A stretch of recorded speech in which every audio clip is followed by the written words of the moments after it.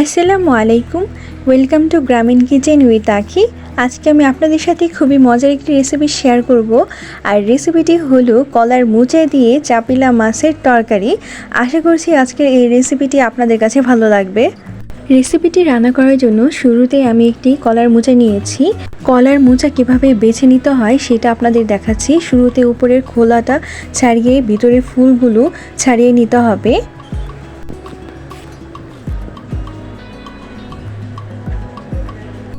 ফুলগুলো ছাড়ানো হয়ে গেলে ফুলগুলো হাতে নিয়ে পিছনের শক্ত অংশ ফেলে দিতে হবে, সামনের পিছিল পাপড়িটা ফেলে দিতে হবে, আর মাঝের শক্ত ডাঁটাটা ফেলে দিতে হবে।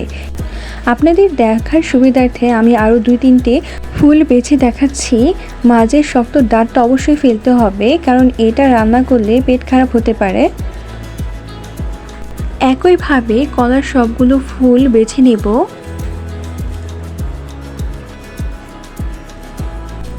আজকে আমি একদম গ্রাম্য পদ্ধতিতে কলার মোচাটা রান্না করে দেখাবো। আশা করছি আপনারা ভিডিওটি শুরু থেকে শেষ পর্যন্ত দেখবেন।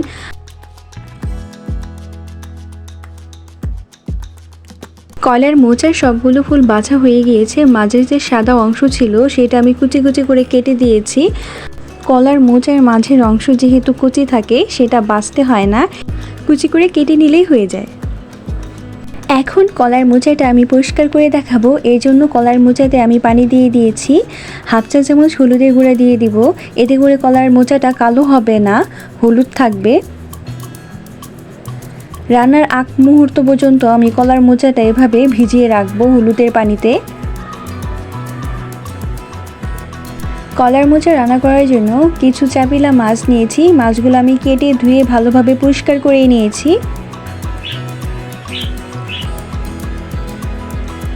মাছ ভাজার জন্য চুলায় একটি প্যান বসিয়ে দিয়েছি, আর এতে রান্নার তেল দিয়ে দিলাম।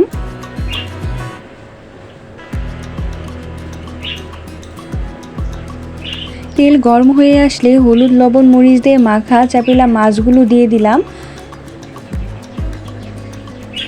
মাছগুলো আমি হালকা ভেজে নেব। যেহেতু চাপিলা মাছ, এজন্য বেশি কড়া করে ভাজার দরকার নেই। এক পাশ হালকা ভাজা হয়ে আসলে মাছগুলো উল্টিয়ে দিলাম।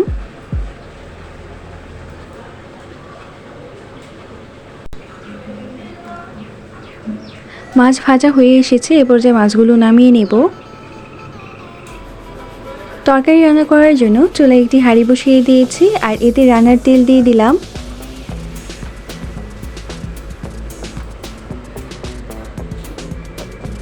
তেল গরম হয়ে আসলে 1/2 কাপ পরিমাণ পেঁয়াজ কুচি দিয়ে দিলাম। নেড়ে চেড়ে পেঁয়াজটা হালকা ব্রাউন কালার করে ভেজে নেব।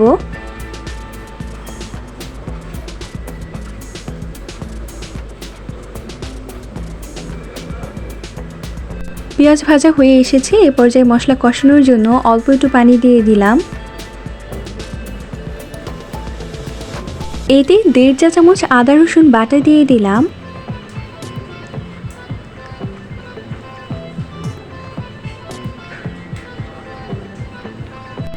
দেড় চা চামচ মরিচের গুঁড়া দিয়ে দিলাম।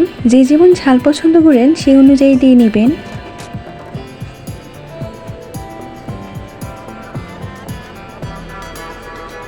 1 চা চামচ ধনিয়া গুঁড়া দিয়ে দিলাম।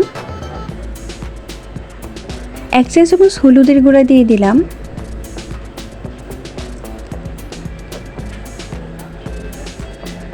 1/2 চা চামচ জিরার গুঁড়া দিয়ে দিলাম।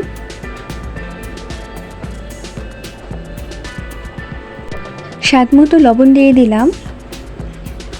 এখন নেড়ে চেড়ে মশলাটা কষিয়ে নেব। 2 থেকে 3 মিনিটের মতো সময় নিয়ে মশলাটা কষিয়ে নেব। মশলা কষানো হয়ে গিয়েছে, এ পর্যায়ে ধুয়ে রাখা কলার মোচাগুলো দিয়ে দিলাম। হলুদ দিয়ে ভিজিয়ে রাখার ফলে কলার মোচার কালারগুলো চেঞ্জ হয়নি। সবগুলো মোচা দেওয়া হয়ে গেলে নেড়ে চেড়ে মশলার সাথে মোচাগুলো মিশিয়ে নিতে হবে। মশলার সাথে ভালোভাবে কলার মোচা মেশানো হয়ে গিয়েছে। এই পর্যায়ে ঢাকনা দিয়ে ঢেকে 4 মিনিটের মতো কলার মোচাটা কষিয়ে নেব।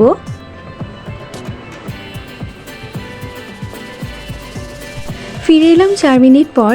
এ পর্যায়ে তরকারিটা একটু নেড়ে চেড়ে দিতে হবে।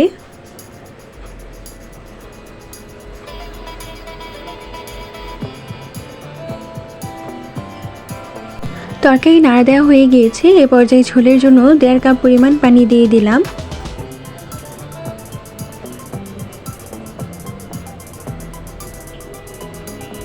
ঝোল দেওয়া হয়ে গিয়েছে। এ পর্যায়ে চুলার সাইডে রেখে তরকারিটা বলক উঠিয়ে নেব।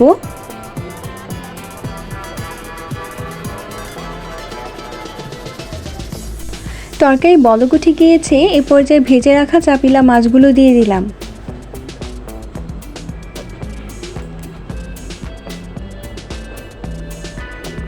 মাছ দেওয়া হয়ে গিয়েছে। এ পর্যায়ে ঢাকনা দিয়ে ঢেকে রান্না করে নেব 10 মিনিটের জন্য।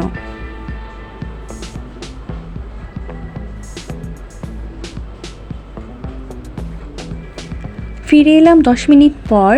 এ পর্যায়ে 2 থেকে 3টা কাঁচামরিচের ফালি দিয়ে দিলাম। আপনারা চাইলে কাঁচামরিচটা স্কিপ করতে পারেন।